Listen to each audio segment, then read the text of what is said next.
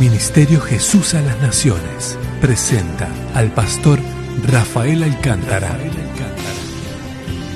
con una palabra de Dios para tu vida. Porque me rescató, porque me trajo aquí. Así que leemos y dando gloria y honra al único que la merece, al Señor Jesucristo. Palabra de Jehová que vino a Joel, hijo de Petuel.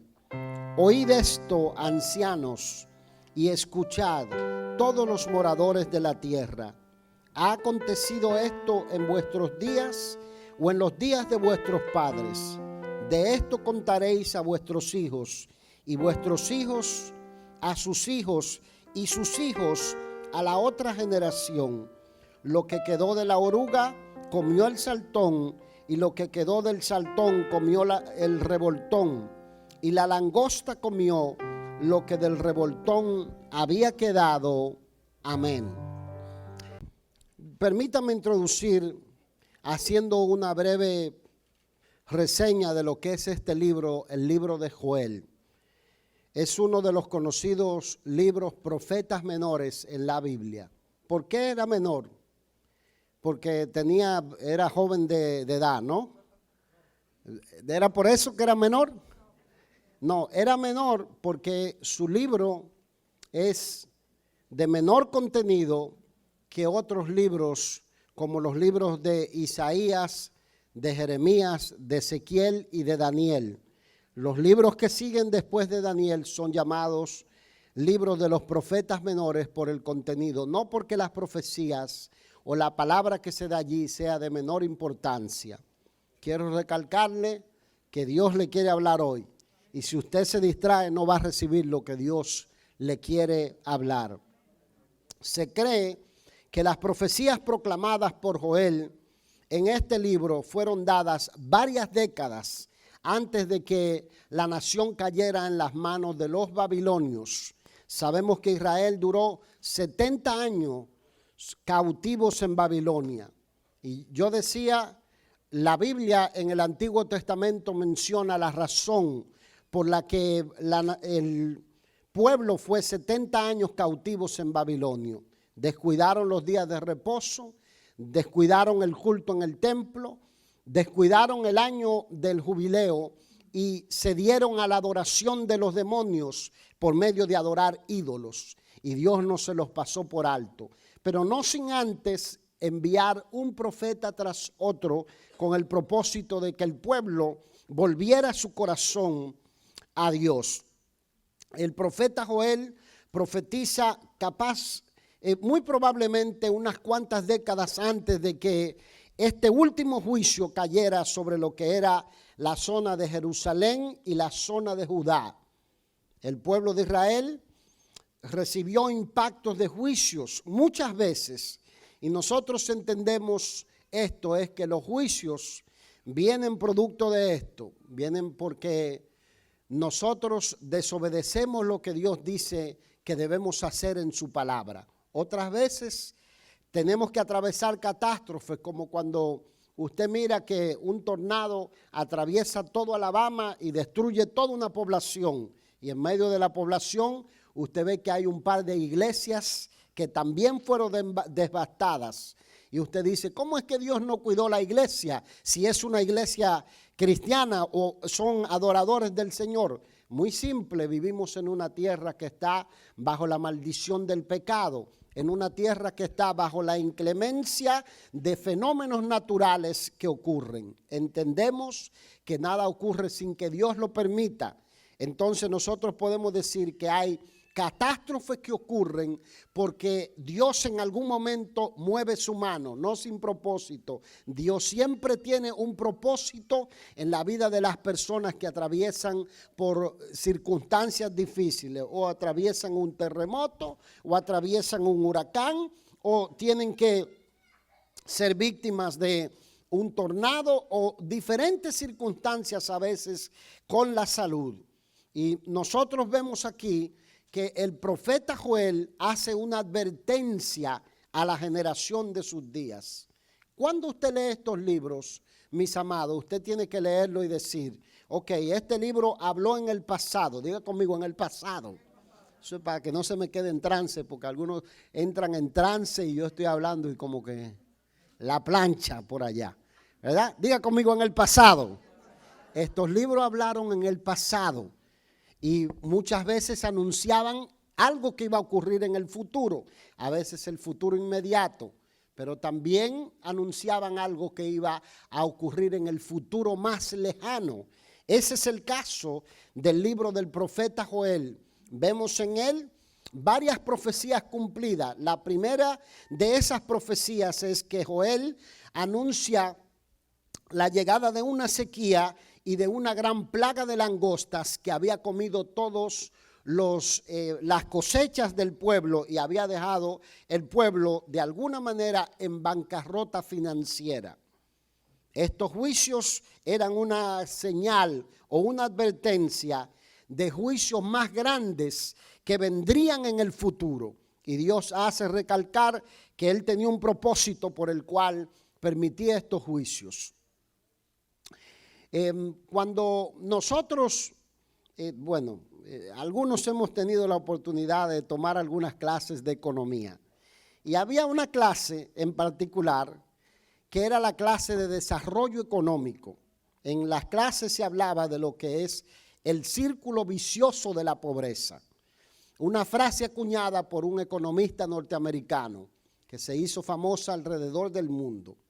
Y cuando se hablaba del círculo vicioso de la pobreza, lo que se estaba hablando era de que los pobres en los países emergentes o los países del tercer mundo eran pobres porque no tenían acceso al crédito.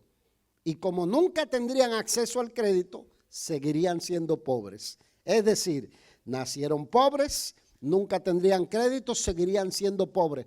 Por lo menos hasta 3 generaciones. La generación de ellos, la generación de sus hijos, la generación de los hijos de sus hijos, hasta que a alguno le cayera el coco en la cabeza, ¡pah!, y despertara y dijera, vamos a hacer algo para romper con este ciclo de maldición.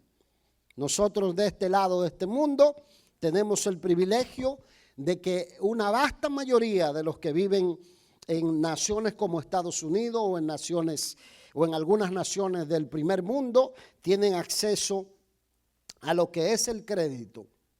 Pero sin embargo, esto es un privilegio. Diga conmigo, un privilegio.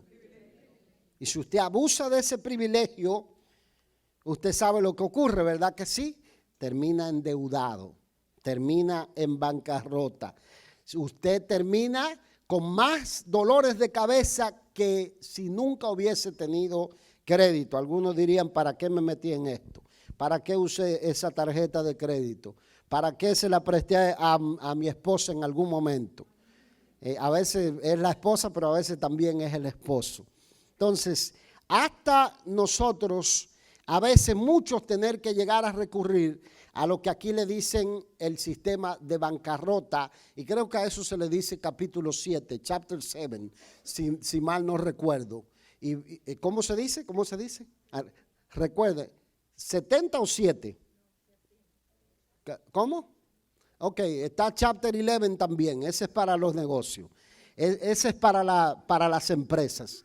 Lo que se habla es esto dentro de Estados Unidos.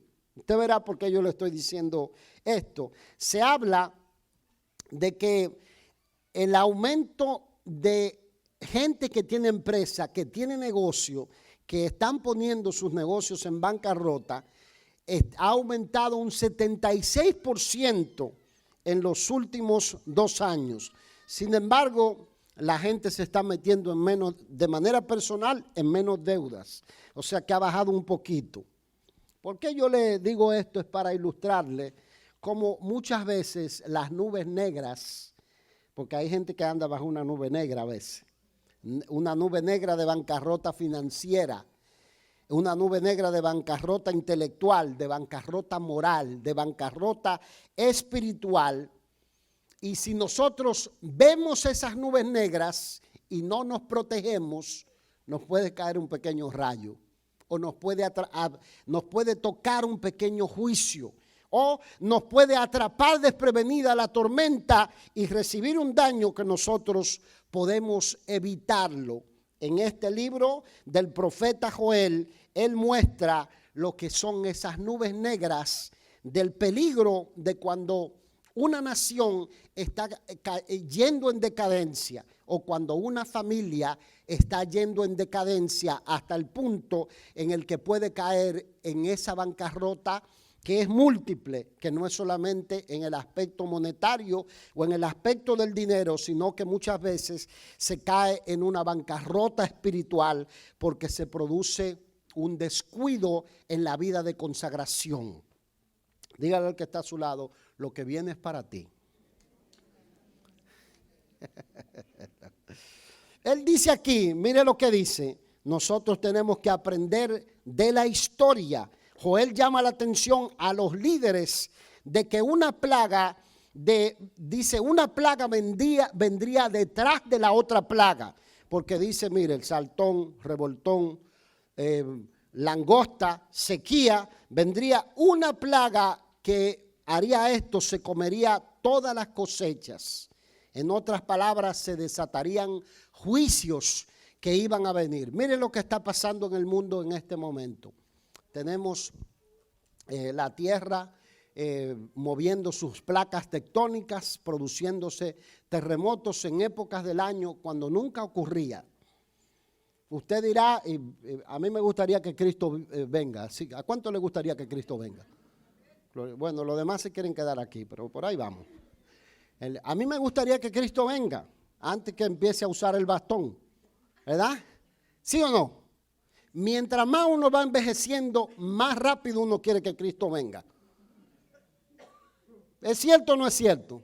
Usted no ve que la gente que va envejeciendo se vuelve más espiritual y dice, las profecías se están cumpliendo, el Señor está pronto a las puertas. Y predica más de la venida del Señor que de otra cosa. Pero mire, más allá de lo que yo anhele o de lo que yo desee o de lo que yo le pida al Señor, delante de nosotros hay profecías cumpliéndose que indican que en cualquier momento la trompeta va a sonar. Por eso yo insisto en esto constantemente. El creyente tiene que prepararse como que se va dentro de 50 años a hacer sueños, a hacer planes, a asegurarse de que cuando usted prepara la maleta lo incluya a Dios en los planes, o cuando usted emprende algo usted lo incluya a Dios en los planes, pero manténgase preparado como que usted se puede ir esta misma noche o se puede ir mañana, porque usted no sabe cuándo el Señor va a llamar a su iglesia al cielo. Tengo un querido amigo, mi querido amigo se fue a la presencia del Señor en creo que a la mitad de diciembre de este año. Y la última conversación que tuvimos, la tuvimos el 6, creo que el 6 de diciembre. Y nos intercambiamos varios audios. Y en su conversación él me decía, yo creo que estamos en el último tiempo. Creo que todo esto, la Biblia decía que se iba a cumplir, iba a haber terremotos, pestes, enfermedades, iba a haber la época de mayor corrupción que la humanidad haya podido vivir y todavía no han visto nada. Y para él fue el último tiempo. Las siguientes semanas el Señor lo llamó a su presencia y la satisfacción mía, era un amigo muy querido porque compartimos tantas cosas juntos, que en un momento dado yo dije, wow, se fue con el Señor, déjame no llorarlo. Pero al otro día, óigame, al otro día cada vez que recordaba, me cruzaba algo de lo que pasamos o de lo que hicimos juntos, me salían las lágrimas, me sentía quebrantado de saber que él se tuvo que ir, que todavía Dios le pudo haber dado un par de décadas más, pero uno no sabe cuándo Dios lo va a llamar a su presencia. Yo quiero que usted vea esto. Joel llama la atención a los líderes, a los cabezas. Llama la atención y le dicen, líderes, despiértense, vean las señales, no anden desprevenidos, entiendan el tiempo en el que estamos viviendo. Y esta profecía de Joel dice que señala, le dice, ya se cumplió, ¿para qué van a esperar que vuelva y se cumpla algo más terrible de lo que se cumplió? Y él le dice, si ya vino la plaga de langosta y vino la sequía, y le estoy diciendo que el Señor va a mandar a los babilonios, despiértense, hagan algo, cambien la manera en la que ustedes están sirviendo al Señor. Y luego esta profecía apunta a los días de los apóstoles del Señor, porque cuando el Espíritu Santo desciende sobre la iglesia en Hechos capítulo 2, y se derrama sobre los 120 que estaban reunidos en Jerusalén, y la gente empieza a decir, estos están borrachos, son las 9 de la mañana, están haciendo un tumulto, como que parece que están locos. El apóstol Pedro se pone en pie y dice, no, un momento, nadie está borracho aquí. Esta es la promesa que Dios habló a través del profeta Joel hace cientos de años atrás, donde dice que en los postreros días Dios derramaría de su espíritu sobre toda carne y que nuestros hijos profetizarían, nuestros jóvenes dice que verían visiones, nuestros ancianos soñarían sueños y sobre toda carne, sobre los siervos y sobre las siervas, el Señor derramaría de su espíritu. Entonces la gente le preguntó, ¿y nosotros cómo hacemos para tener esa promesa? Y él le dijo, solamente tienen que hacer esto, arrepiéntanse, cambien de parecer, duélanse por sus pecados, vuélvanse a Dios y recibiréis el don del Espíritu Santo sobre ustedes y sobre sus generaciones. De manera que el libro de Joel hay que prestarle atención. Dígale al que está a su lado, hay que prestarle atención. Hay que prestarle atención porque si se cumplió, y Pedro dice, y después de esto daré prodigios en el cielo, sangre, fuego y vapor de humo. El sol se convertirá en tinieblas y la luna en sangre. Oiga lo que pasa aquí, él dice, después de esto, diga conmigo, después de esto. Yo quiero engancharnos en lo que yo estoy hablando, ¿verdad? Después de esto, dice, vendrán juicios que la gente no esperaba que ocurrieran. La primera parte se cumple un poco más de 2000 años, el Espíritu Santo desciende sobre la iglesia. Y entonces Pedro dice, después de esto, cuando uno pone en conjunto las profecías bíblicas, lo que uno observa es esto, que estas profecías bíblicas que se cumplen en un momento, anuncian juicios que vendrán y que serán peores. Entonces, ¿qué uno tiene que hacer? Observar los tiempos, ser entendido en los tiempos, comprender lo que está pasando. Alguien me diría bueno, hay terremotos.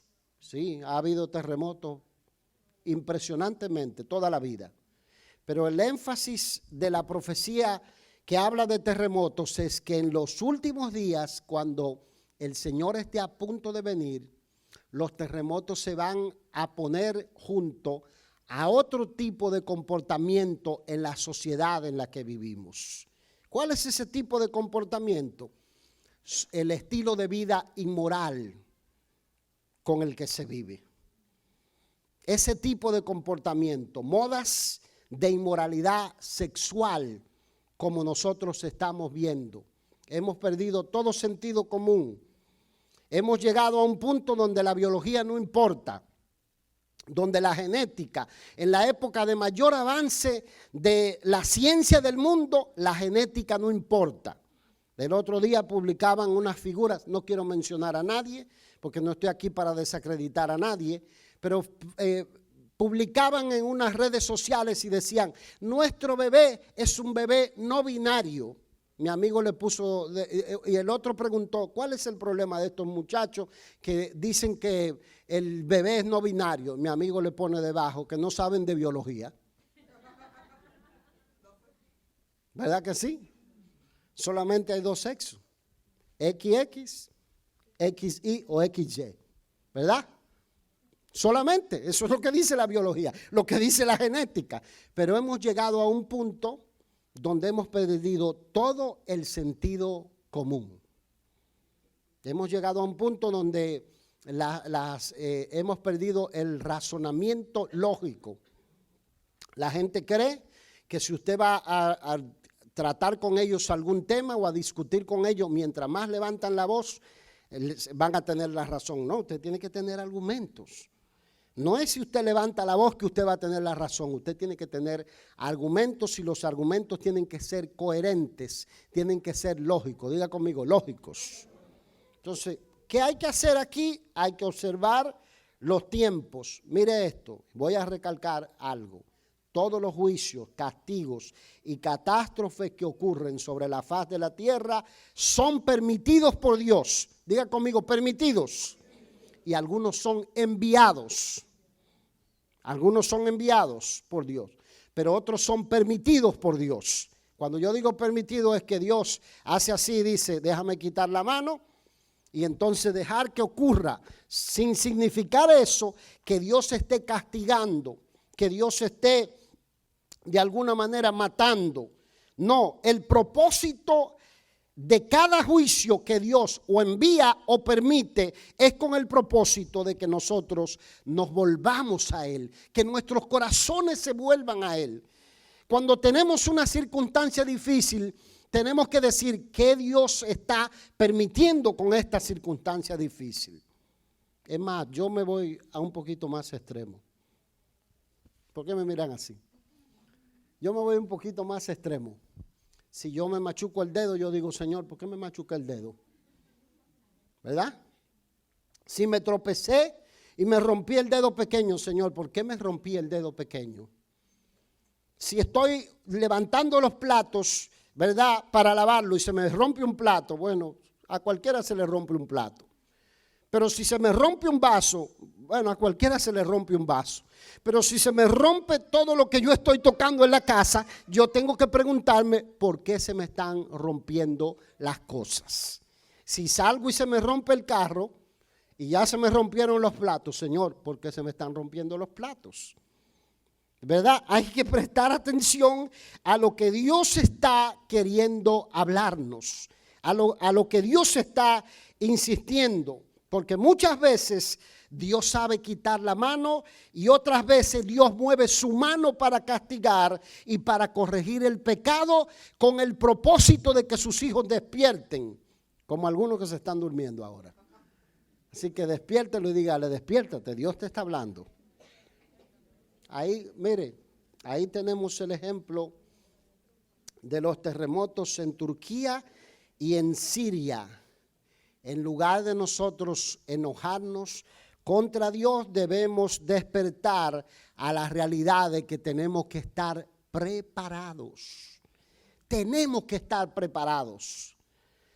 Porque ahorita ocurre allá, en otro lado luego ocurre, y no sabemos cuándo nos va a tocar. Debemos estar preparados porque Jesucristo profetizó que cuando el ambiente esté lleno de señales de guerra, de peste, de terremotos, como nunca antes lo hubo sobre la faz de la tierra, dice él, levanten la cabeza, levántense y pónganse firmes en su fe, prepárense porque el Señor está pronto a las puertas para venir a buscar a su iglesia y no va a venir a buscar una iglesia dormida espiritualmente, una iglesia tibia, una iglesia indiferente, una iglesia que vive la vida cristiana como que tiene un pie en el mundo y el otro pie lo tiene en el Señor, sino gente que está consagrado y que le dice a Dios, Señor, yo voy a poner toda mi vida y mi familia en tus manos porque yo no quiero ser de los que tengan que archivar para capítulo 11 o capítulo 7, yo quiero tener mi seguridad en ti, donde el terremoto, el tsunami, los vientos, la dificultad no se lo pueden llevar porque están seguros en las manos del Señor. Alguien tiene que recibir esta palabra. En otras palabras, el cristiano debe estar en constante vigilancia. ¿Verdad que sí? ¿Se le rompió el reloj? Pregúntese por qué se rompió el reloj. ¿Dice amén? Pregúnteselo. Empiece, ¿verdad? Lo echan del trabajo y usted está haciendo todo bien. Pregúntese por qué. Se le cae la billetera y tiene la mitad del salario que lo sacó para ahorrarlo. Pregúntese por qué está pasando. Usted tiene que estar. Dios siempre avisa a sus hijos de lo que viene. Una imagen que yo tengo siempre es que Dios no le podemos echar la culpa del terremoto en Turquía ni en Siria. Y si le vamos a echar la culpa del terremoto en Turquía y en Siria, también echémosles la culpa de los niños que sacan con vida, de los sobrevivientes, que todavía días después los siguen sacando. Y eso me dice a mí que Dios es bueno, que Dios es misericordioso. Aun cuando nosotros le damos la espalda, aun cuando nosotros vivimos como nosotros queremos, lo tomamos en cuenta cuando tenemos problemas. Cuando todo va bien, ni nos acordamos de Dios. Pero Dios en su misericordia permite que aún en medio de una tierra, bajo la maldición del pecado, su gracia y su compasión esté sobre criaturas que sacan con vida de los escombros. Eso se llama amor y misericordia de Dios. Y son mayores las bondades y las bendiciones que Dios nos hace que las cosas feas que nos pasan a lo largo del camino. Dios siempre avisa a sus hijos. La palabra de Dios declara que Dios no hace nada sin revelarlo a sus siervos, los profetas. Oiga lo que dice. Por eso habla a través de los labios de Joel y le advierte al pueblo, le dice, ya pasaron por una sequía, ya pasaron por la prueba de langostas, ya se te mudó la suegra a la casa, ¿qué más es lo que quiere? ¿Cuánto aman su suegra? Gloria, ay Jehová, ya, ustedes la liberación le dura un día nada más. ¿Cuánto aman su suegra? ¿Cuántos son casados? Bueno, está más o menos ahí. Todavía hay que hacer liberación. Dios, oiga lo que dice, siempre hace esto, revela a sus siervos los profetas. Y en esta profecía de Joel, Dios avisa a sus siervos los juicios que vendrían. Y además profetiza los juicios de los últimos días. Siempre que Dios avisa y avisa en un tiempo real, muchos de sus hijos corremos el peligro de que nos encuentre durmiendo en los laureles. La vasta mayoría cree que Dios tiene que levantar algún profeta para decirle, mira mi siervo, no dobles por la calle cuarta número 14, porque allí te está esperando el policía para cuando tú aumentas el tránsito. No funciona así. Lo que Dios espera es que nosotros andemos en obediencia y andemos temor todo el tiempo que nosotros caminamos haciendo las cosas correctamente. Y además yo creo que la mayor fuente o la palabra profética más segura que nosotros tenemos es la palabra de Dios que ha sido revelada en su palabra. ¿Cuántos dicen amén? Si usted no la lee, no va a saber cómo vivir delante del Señor. ¿Sabe lo que yo decía? Yo decía la gran importancia de nosotros tener una Biblia como libro, porque una vasta mayoría de nosotros hemos sustituido nuestras Biblias por los aparatos. Algunos no tienen Biblias como libro. Usted dirá, el pastor está chapado a la antigua, pero yo le voy a ilustrar algo que yo meditaba ayer. Yo decía, ahora entiendo por qué Dios siempre pone esa inquietud de que uno tenga la Biblia como un libro como tal. Por esta razón, porque nosotros tenemos apps. Eso no me acuerdo cómo se dice en español. Aplicación, ya. Ya eso pasa aquí en Estados Unidos. Uno no habla bien el español ni el inglés tampoco. Y se le olvida el idioma de uno. Aplicación. Tenemos las aplicaciones y tenemos la Biblia en aplicaciones. Entonces la tenemos allí.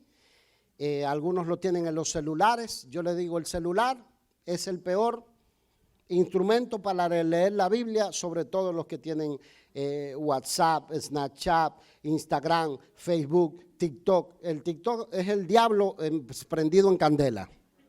El TikTok está acabando con medio mundo. Entonces imagínense, eso es más entretenido que cualquier otra cosa y más pervertido que cualquier otra cosa. Entonces, ¿qué pasa? Usted lee la Biblia, le entra un clic, clic, clic, clic, clic, clic.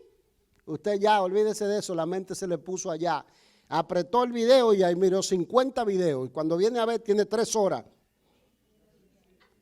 Cualquier parecido, eso es mera coincidencia. Entonces, lo otro decimos, yo le digo, bueno, está muy bien si tiene un iPad. Y si el iPad es no está conectado al internet, usted puede leer la Biblia. Yo lo hago así, sobre todo los que pasamos de T5.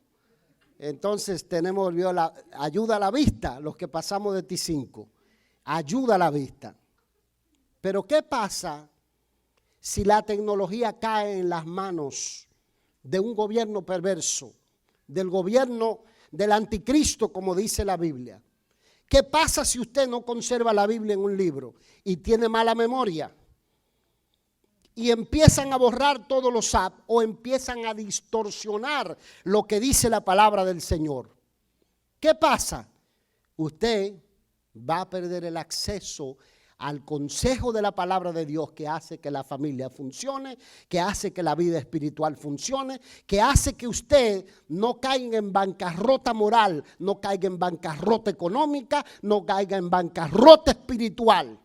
¿Qué pasa si empiezan a torcer y a diluir la palabra del Señor y usted cree que está leyendo lo que dice la Biblia y está leyendo las inclusiones de todo este movimiento perverso que hay? Pero si usted tiene una Biblia como libro y usted la conserva, por eso yo vivo comprando Biblias.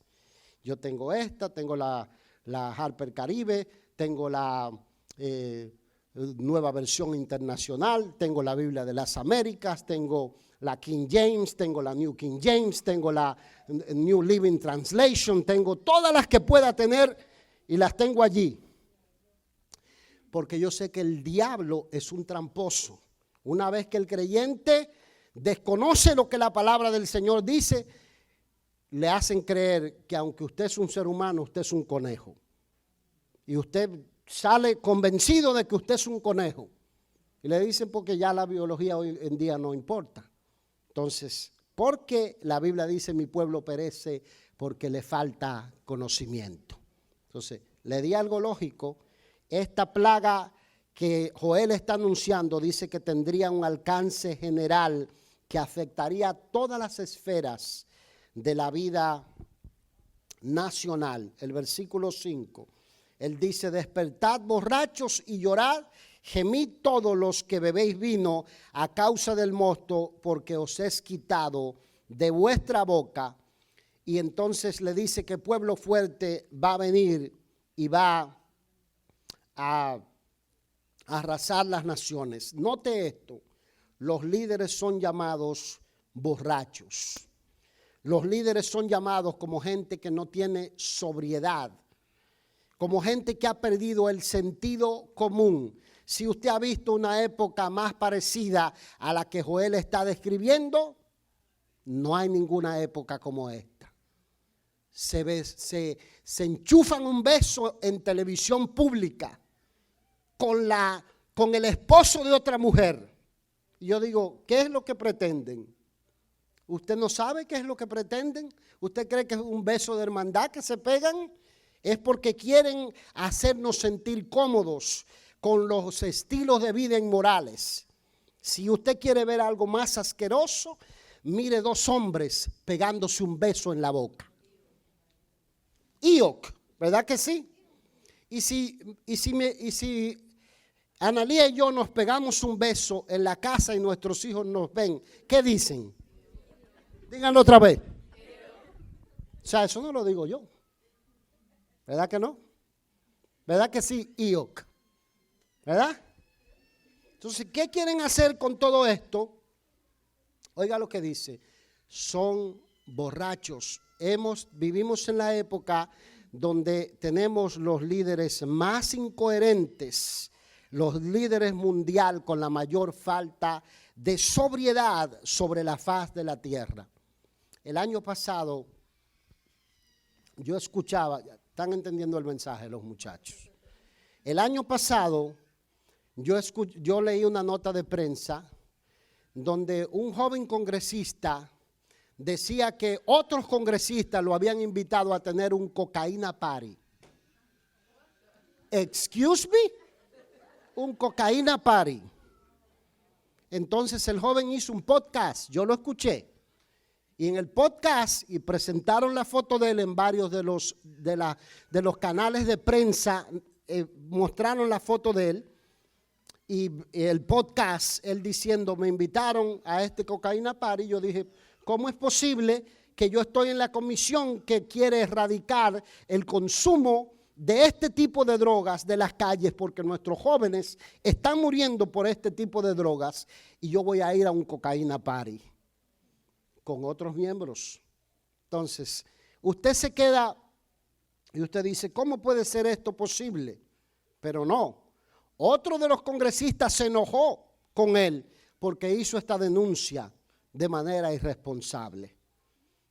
Joel dice, los líderes son borrachos. Entonces, ¿qué es lo que está haciendo Dios? Haciéndonos despertar a la realidad de la época en la que nosotros vivimos. El libro aparece allí. Miren, hay 3 cosas que la Biblia dice que van a ocurrir cuando el Señor esté a punto de venir a levantar a su iglesia del planeta. Número 1, va a haber un aumento de la iniquidad y del pecado como nunca antes hubo sobre la faz de la tierra. Todas esas imágenes que usted ve de un tipo, ¿verdad?, que con un látigo en la mano y llevando a 2 que están disfrazados de perro y lo está llevando a rastro. Y está a punto de morirse porque ya, como decía uno, dice, le quedan, ¿verdad?, un par de afeitadas. Pero no tienen temor de Dios. Si usted quiere entenderlo, la historia está allí. Joel dice, ya ocurrió, diga conmigo, ya ocurrió. Ya ocurrió. Sodoma y Gomorra, ya ocurrió. Jerusalén, 70 años cautivo, ya ocurrió. En los días en que el Señor estaba hablando con los discípulos, Mateo 24, los discípulos le presentan las imágenes del templo. Oiga lo que se dice del templo ese, reconstruido por Herodes después de los 70 años. Dice que cuando el sol le daba, dice que brillaba de tanto oro que tenía. Y dice que el sol hacía que, como Jerusalén está en una colina, brillara y se viera la belleza extraordinaria. Y los discípulos le dicen, mira la majestuosidad de estos edificios. Y el Señor le dice, sentado en el monte de los olivos, ¿ustedes ven estos edificios? No va a quedar aquí piedra sobre piedra que no sea derribada. ¿Cuánto sería? 50 años después, la profecía de Jesucristo se cumple y el emperador romano Tito derriba a los rebeldes judíos que estaban en Jerusalén, que se levantaron en contra del imperio. Murió casi 1 millón de personas dentro de los muros de Jerusalén de hambre, se comían entre ellos. Y dice que los soldados romanos derribaron todos los edificios que había. Y para llevarse el oro que estaba incrustado en las columnas, dice que lo molían, cumpliendo literalmente las palabras de Jesús. No quedará aquí piedra sobre piedra que no sea derribada. Tenemos la palabra profética más segura a nuestras manos y lo que el Señor dice, le dije 2 de las cosas. Le dije el aumento de la iniquidad y por la duda que me haya olvidado, eso viene después de los T5. La Biblia menciona que va a venir un gran avivamiento sobre la faz de la tierra. Un avivamiento en el que van a ser salvos un remanente. Un remanente. Cuando las cosas se estén poniendo peor sobre el mundo, la Biblia menciona que va a venir un derramamiento del Espíritu Santo, como ocurrió en los días del profeta, de que él está anunciando, profetizando, como ocurrió en los días de los apóstoles. Algunos dicen que vivimos, ¿verdad?, parte de ese avivamiento, pero yo noto que vivimos la época más convulsa de la historia, la época en la que tenemos cantidad de gente dormidos en los laureles, dormidos espiritualmente. Cuando usted lee la profecía, dice aquí que estaban dormidos los sacerdotes. Y el llamado del Señor le dice, miren, lloren, lamentense, quebranten, ayunen, giman, clamen y pidan al Señor que derrame ese grande avivamiento para que ustedes no tengan que entrar en una bancarrota de la cual no puedan levantarse. Entonces yo creo que esta es la hora. Diga conmigo, esta es la hora. Esta es la hora de despertarse. Usted no se da cuenta que usted de repente prende y enciende los televisores y usted dice, wow, yo creía que era un hombre de Dios o una mujer de Dios y está protagonizando un escándalo. Se escapó con la secretaria, por ponerle un ejemplo. Usted dice, yo creía que era un hombre de Dios. Y por otro lado usted dice, bueno, pero yo pensaba que era una persona consagrada. Y rompe su matrimonio y se casa con una diabla que usted dice, oye, pero ese es casi un demonio del infierno que salió. Entonces, ¿por qué razón? Porque vivimos en una época donde el cristianismo se ha popularizado y la gente no tiene compromiso con el Señor.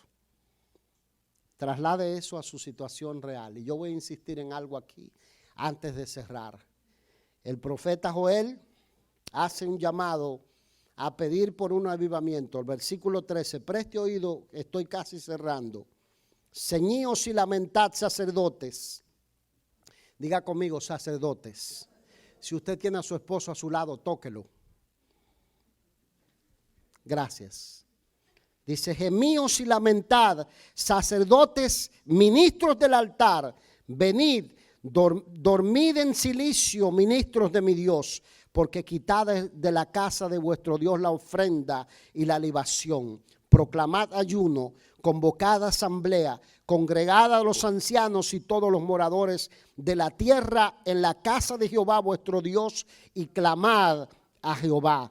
Hay un llamado a tomar en serio la vida de consagración. Hay un llamado a los sacerdotes del hogar, que son los hombres, a levantar altares en sus hogares. Hay un llamado a que usted tiene que orar con sus hijos. Hay un llamado a que si usted no le enseña la palabra del Señor a sus hijos, el mundo se los va a adoctrinar. Hay un llamado que si usted se va el domingo a jugar fútbol, el diablo va a jugar fútbol con su familia. Pero yo creo, yo confío que hay alguien que está recibiendo esta palabra. Hay alguien que está asegurando su vida en las manos del Señor. Hay alguien que me va a decir, yo voy a poner mi finanza en las manos seguras del Señor. Voy a poner mi familia en las manos seguras del Señor. No voy a permitir que el diablo destruya mi casa. Voy a levantar un altar donde la presencia de Dios se pueda derramar, donde su gloria se pueda sentir. Que cuando subamos a la casa de Jehová, ya subamos lleno de la gloria de Jehová para desatar milagros como nunca antes lo hemos visto en medio de su pueblo. Alguien tiene que recibir esta palabra. Gloria a Dios. Yo creo que es la época en que somos o no somos. No se puede vivir de una manera en la que nos agarre desprevenido y suene la trompeta. Y mire, yo soy un predicador de la gracia de Dios. Yo por eso le digo, Jesús a las naciones es una zona libre de juicio y de condenación. A judgment free zone. Y antes yo decía, yo creo que bueno, el Señor es tan bueno que se los va a llevar a todos. Pero ahora no, ahora yo creo que sí, que algunos se van a quedar y que van a pasar por los juicios de la gran tribulación. Yo no sé usted, pero yo me quiero ir antes. Algo en lo que, y hasta mis hijos me dicen, papi, tú tienes que hablar de que los padres oren con sus hijos. Me dice, papi, tú tienes que hablar de que los padres hagan altar en sus hogares. Porque el diablo no viene contra los hijos de los inconversos, viene contra los suyos.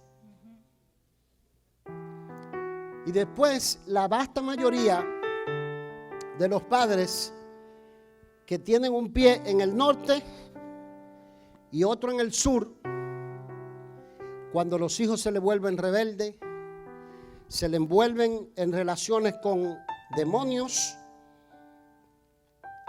empiezan a mostrar comportamientos que no son comportamientos de una persona cristiana, empiezan a decir: yo crié a mi hijo en la iglesia. Y los pastores sabemos que no lo criaste en la iglesia porque lo traías a veces. Gózate y sonríase, que el Señor le ama. O algunos otros le dicen: no, él se quiso quedar acostado dormido. Dormido. Está metido en TikTok.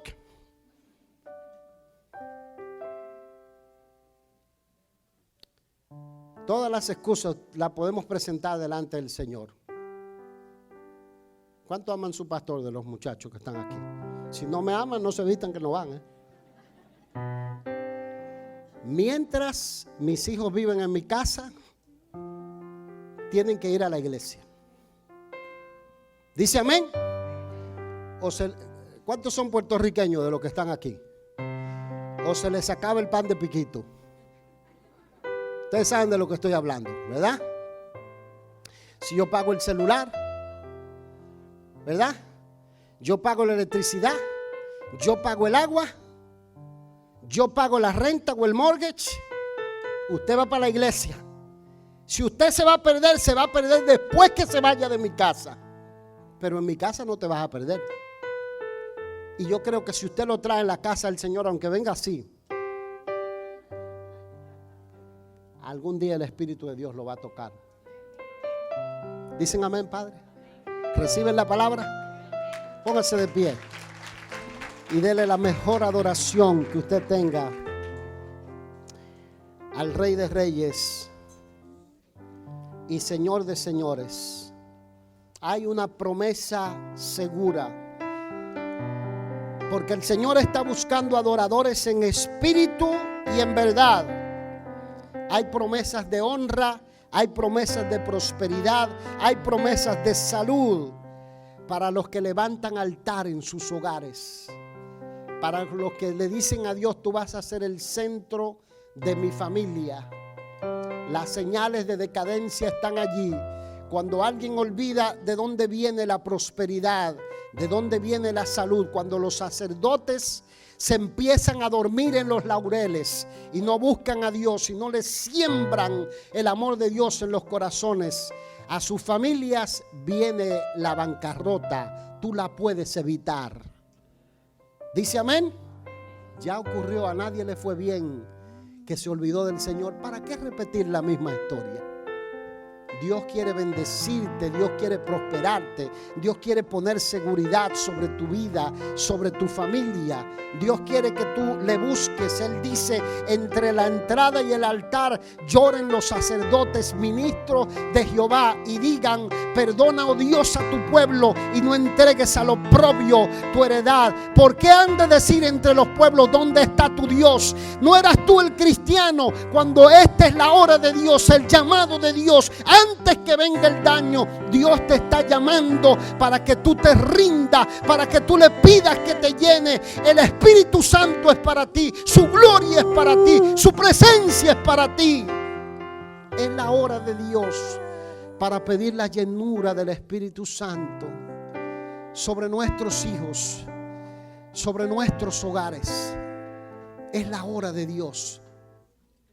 Así que yo quiero que usted haga de este lugar un santuario en el que usted empiece a pedirle al Señor, porque Dios nos conoce, Dios conoce nuestros corazones. Dios sabe las áreas de falencia que nosotros tenemos.